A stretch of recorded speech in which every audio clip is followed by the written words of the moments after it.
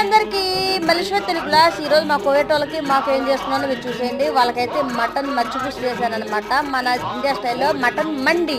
మాకైతే పప్పు చేశాను, వంకాయ పప్పు హైలైట్ వచ్చింది. వాళ్ళ చూసారా మటన్ చాలా అంటే చాలా డెకరేషన్ చేశాను. నిజంగా చెప్పాలంటే చాలా టేస్ట్ కూడా ఉందని చెప్పారనమాట.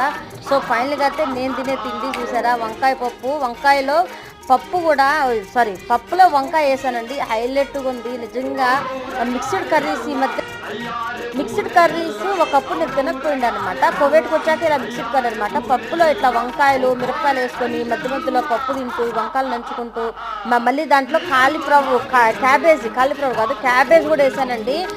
నిజంగా అంటే నిజంగా చాలా కొత్తగా ఉంది పప్పు, ఒక సాంబార్ స్టైల్లో ఉందన్నమాట. మధ్యలో మళ్ళీ ఉడకబెట్టిన గుడ్డు అనమాట. ఎందుకంటే నేను డైట్ చేస్తూ ఫుడ్ చాలా తగ్గించేసాను. మధ్య మధ్యలో మళ్ళీ పుచ్చకాయ, ఇట్లా గుడ్డు పుచ్చకాయ అనమాట. నాన్ వెజ్ లేకపోతే ముద్ద దిగదు కదా మనకి.